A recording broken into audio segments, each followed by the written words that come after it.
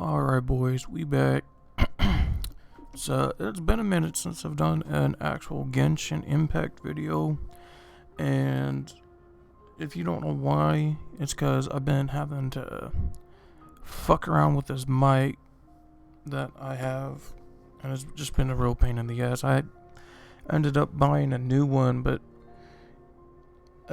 couldn't get it to work on my computer, so I'm having to return it and try a different one. But anyways, we here, update day. Version 1.2 is looking real crispy though. It's looking real crispy. And we're gonna just go over the little details that I thought interesting about this update. So, first things first, the new map, Dragonspire. Now, this place looks decently big, I'd say. I believe there is like 12 different waypoints. Plus, the tree or whatever it's called. I think it's this right here is the tree. And then I think this should be, well, I don't know what that should be, but anyways, fuck it, whatever. You know, new map, very pog. We also have a new dungeon for, I believe, the Hydro and Geo sets, I think, for the 5-star gear. So that's cool. Sub-Zero climate details of the sheer cold.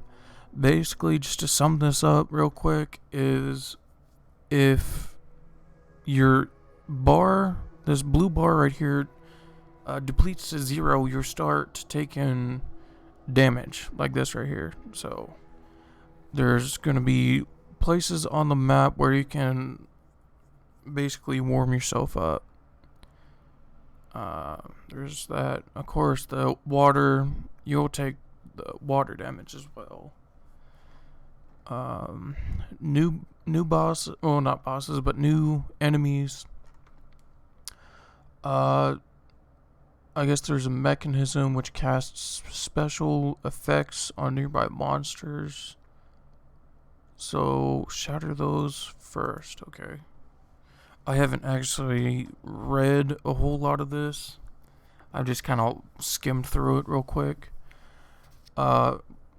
Apparently there will be these little fire things which you can light with your amber or your Bennett or Dialog, whichever one you have, and it will start warming you up, which is kind of cool.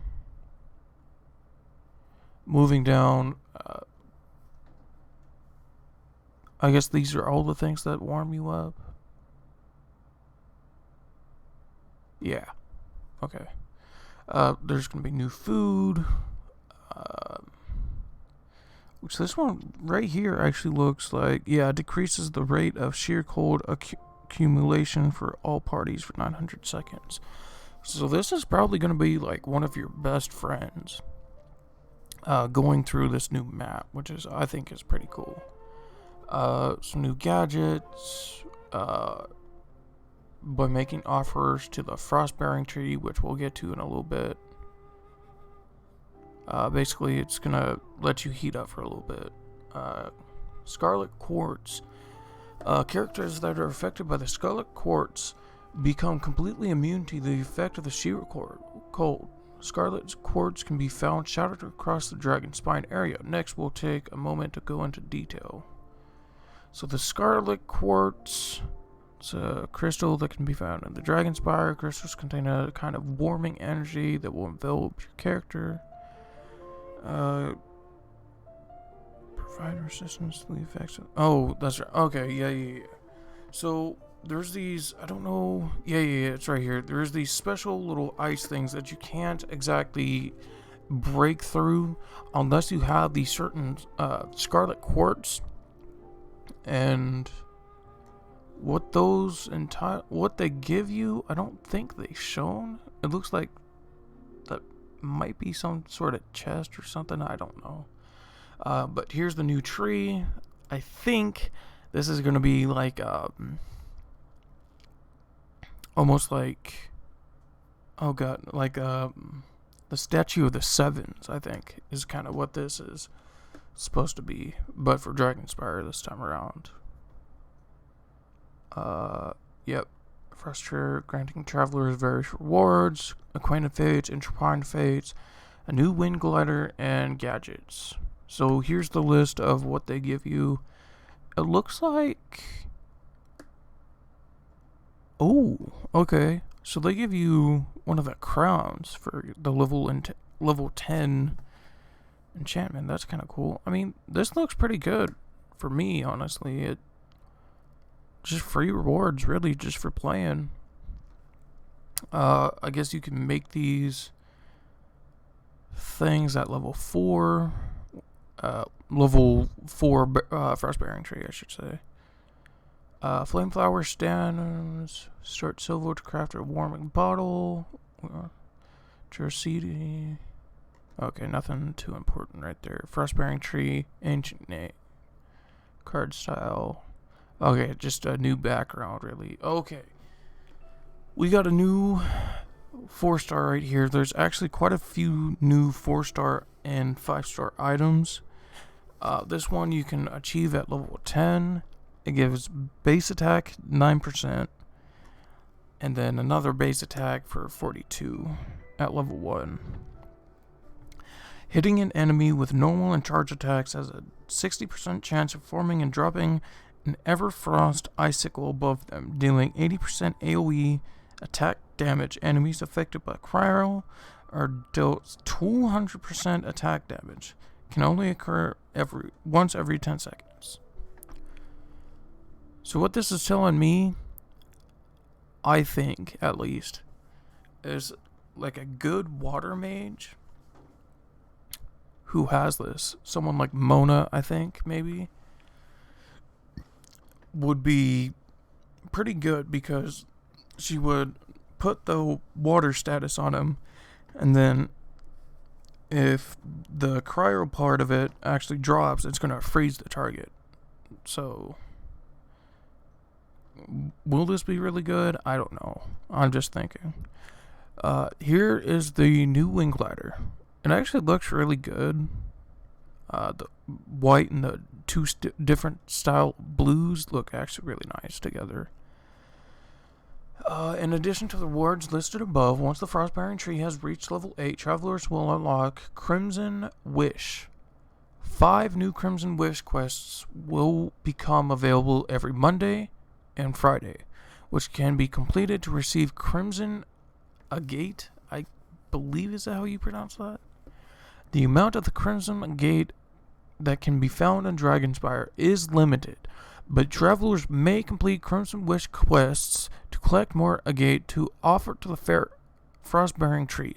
Crimson Wish will no longer refresh once the Frostbearing Tree has been raised to its max level. I cannot read. I am sorry. Yep, here's the new domain. Peak of Vindagir? I think is maybe how you pronounce that. I think that's Nordic. I'm not exactly sure what the fuck that is actually. Yeah, whatever. Okay, so basically, once completing the quest inside the mountains, travelers will unlock this domain, which give the Blizzard Strayer and Heart of the Depths set artifacts, which I believe is the Hydro and Geo, like I said before.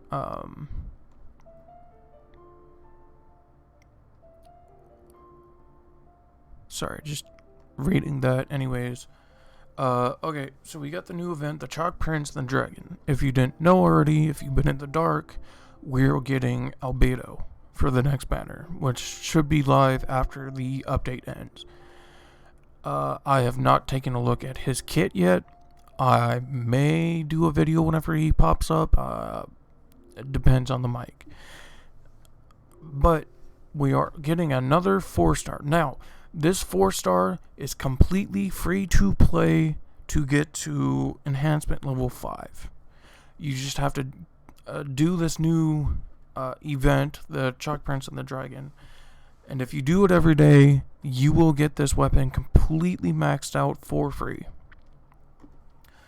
Now, Completing specific quests during the event period will unlock new effects for Festering Desire, which, yep, that is the name of the sword.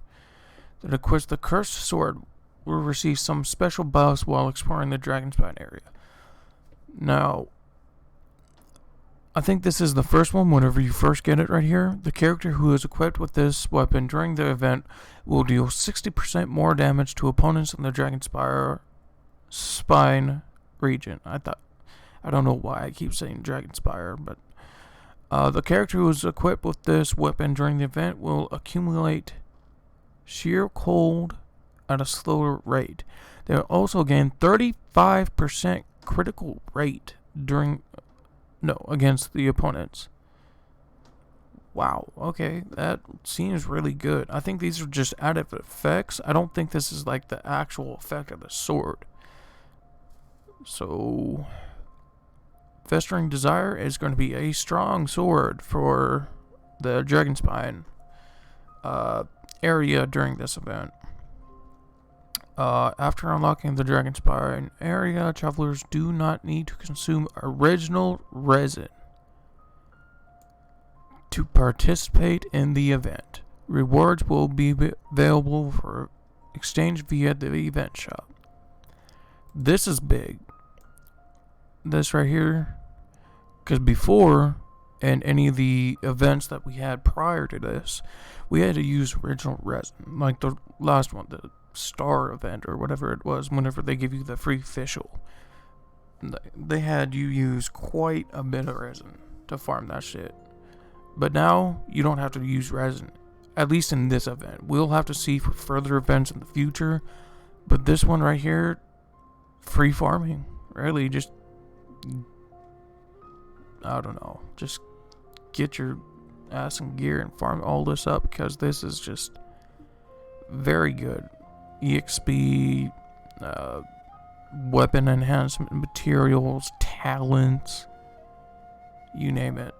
Yeah, that's it. Honestly, my thoughts over this is going to be a very, very good update.